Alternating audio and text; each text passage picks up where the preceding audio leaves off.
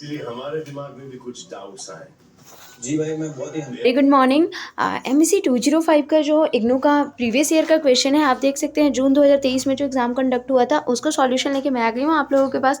तो क्वेश्चन देने से पहले मैं आपको बता दूं कि अगर आप भी इग्नू से MA कर रहे हैं, आपका सब्जेक्ट भी इकोनॉमिक्स है, तो आप मेरे चैनल को सब्सक्राइब कीजिए। इस चैनल पे आपको इकोनॉमिक्स के सभी सब्जेक्ट कोड की वीडियो मिल जाएंगे। तो आइए देखते हैं हम लोग क्वेश्चन नंबर 1 जो था वो है जनसंख्या लाभांश की अवधारणा और हाल के वर्षों में अर्थव्यवस्था के समक्ष इस मुद्दे से संबंधित उत्पन्न चुनौतियों की व्याख्या कीजिए। इस चुनौतियों से निपटने के लिए की गई प्रमुख नीतिगत पहलों और सुझावों का मूल्यांकन कीजिए।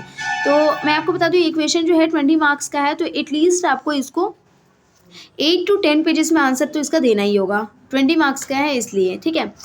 तो आइए देखते हैं हम लोग क्वेश्चन का सॉल्यूशन देखते हैं। जनसांख्यिकीय लाभांश, इसका मतलब होता है इसे जनसांख्यिकीय लाभ भी कहते हैं, डेमोग्राफिक डिविडेंड। तो इससे आशय होता है उस संभावित प्रबल आर्थिक विकास से जो किसी जनसंख्या में काम करने वालों की संख्या तथा उनके ऊपर आश्रित लोगों की संख्या का अनुपात होने पर मिल सकता है। मैं एक एग्जाम्पल से आपको समझा दूं कि एक परिवार में अगर 5 लोग हैं, ठीक है, एक परिवार में 5 लोग हैं, उनमें से आपके फादर ही केवल इनकम का सोर्स आपके फादर का ही है सिर्फ, ठीक है, आपके फादर ही हेड है। तो आप इससे क्या होगा कि एक इंसान काम करने वाला है, एक इंसान आपके फादर काम करने वाला है, बाकी 4 लोग उन पे आश्रित है। तो वही चीज़ इसमें बता रहा है कि ये जनसंख्या का वो स्रोत है तुम पर।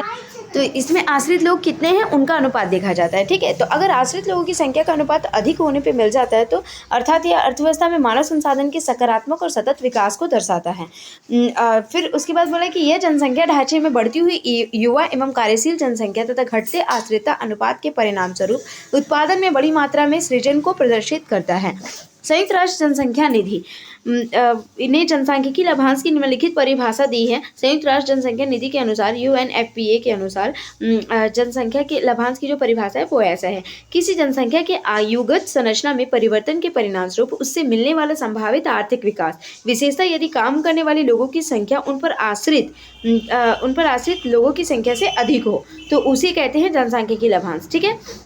दूसरे शब्दों में काम करने वाले लोगों की संख्या और उन पर आश्रित लोगों की संख्या का अनुपात जितना अधिक होगा आर्थिक उत्पादन में इससे मदद मिलेगी। संयुक्त राष्ट्र जनसंख्या निधि का यह भी कहना है कि किसी देश के यदि 9 युवकों में 9 युवतियों की संख्या अधिक हो रही है तो उर्वरता कम हो रही है और उस देश को इन जनसंख्या स्थिति का लाभ मिलेगा, ठीक है। आगे देखते हैं।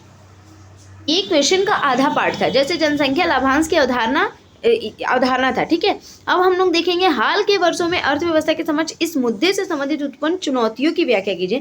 तो हाल के वर्षों में इस मुद्दे से संबंधित कौन कौन सी चुनौतियां आई हैं वो देखेंगे, ठीक है। उनकी जो चुनौतियां हैं वो निम्नलिखित हैं। सबसे पहली चुनौती है स्थिर जनसंख्या। स्थिर जनसंख्या की वृद्धि को लक्ष्य को प्राप्त करने के लिए यह आवश्यक है कि सर्वप्रथम प्रजनन दर में कमी की जाए। सबसे पहले प्रजनन दर में कमी की जाएगी। स्थिर जनसंख्या मतलब जनसंख्या का जो ये अनुपात है वो स्थिर हो जाएगा और कमी करनी होगी। और यह बिहार, उत्तर प्रदेश, हरियाणा, मध्य प्रदेश, झारखंड और छत्तीसगढ़ जैसे राज्यों में काफ़ी अधिक है, जो एक बड़ी चुनौती बनी हुई है। मतलब बिहार में, उत्तर प्रदेश में, हरियाणा में, इन सब में क्या है, जनसंख्या जो है वो बहुत अधिक है। फिर इसकी वजह से मतलब कि क्या हो रहा है, जनसंख्या की लाभांश का जो लाभ है वो नहीं मिल पा रहा है। तो ये सब चुनौती है। सेकंड नंबर चुनौती है जीवन की गुणवत्ता। नागरिकों को न्यूनतम जीवन गुणवत्ता प्रदान करने के लिए शिक्षा और स्वास्थ्य प्रणाली के विकास पर निवेश करना होगा। मतलब जब हम शिक्षा पे निवेश करेंगे और उसके विकास पर निवेश करेंगे तो इससे हमें क्या पता चलेगा कि हम जो इन्वेस्टमेंट कर रहे हैं ना वो स्वास्थ्य पे और शिक्षा पे। एक व्यक्ति मतलब अगर वो स्वस्थ रहेगा और शिक्षित रहेगा ना तो जरूर कोई ना कोई अपने जीवन यापन के लिए कोई अच्छा काम करेगा, अच्छे व्यवसाय का चुनाव करेगा, अच्छा गवर्नमेंट जॉब का चुनाव करेगा, ठीक है। लेकिन अगर कोई व्यक्ति शिक्षित नहीं होगा ना और वो स्वस्थ भी नहीं होगा शारीरिक रूप से, तो वो बेड रेस्टिक हो जाएगा, वो सोचेगा कि मैं बस आराम करूँ। तो ये चीज़ नहीं होना चाहिए। इसीलिए क्या बोला है कि जो स्वास्थ्य विकास की जो गुणवत्ता है वो कब होगी अच्छी, जब स्वास्थ्य प्रणाली पर निवेश करना होगा और शिक्षा पर निवेश करना होगा, ठीक है। अनाज और खाद्यान्नों का अधिक से अधिक उत्पादन करना होगा, वो भी नेचुरल तरीके से, प्राकृतिक रिसोर्सेज से, ठीक है।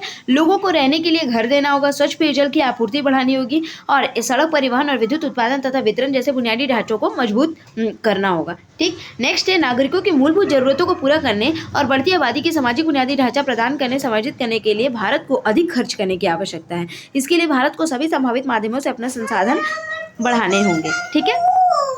नेक्स्ट क्वेश्चन बोला है जनसांख्यिकी विभाजन।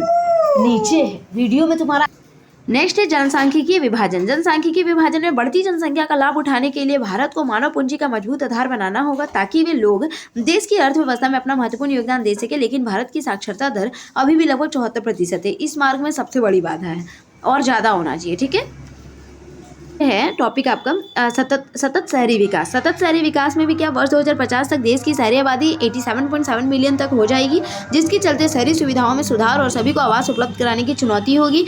इन सभी के लिए पर्यावरण को भी मद्देनजर रखना जरूरी होगा। नेक्स्ट है असमान आय वितरण। आय का जो वितरण है वो असमान भी नहीं होनी चाहिए, उसकी असमानता को कम करना चाहिए। Thank you. अगर वीडियो अच्छी लगी तो प्लीज़ लाइक और सब्सक्राइब फॉर मोर।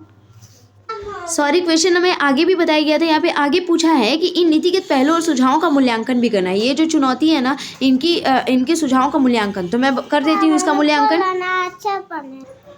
हाँ, तो इसके इसको सुझाव दे सकते हैं हम। इसमें सुझाव ये दे सकते हैं कि इसमें क्या होता है कि भविष्य में सभी के लिए खाद्यान्न सुनिश्चित करने हेतु महत्वपूर्ण है कि कृषि को लाभकारी बनाया जाए और खाद्यान्नों की कीमतों में बहुत अधिक परिवर्तन ना हो, इसको ध्यान में रखा जाए। ठीक है।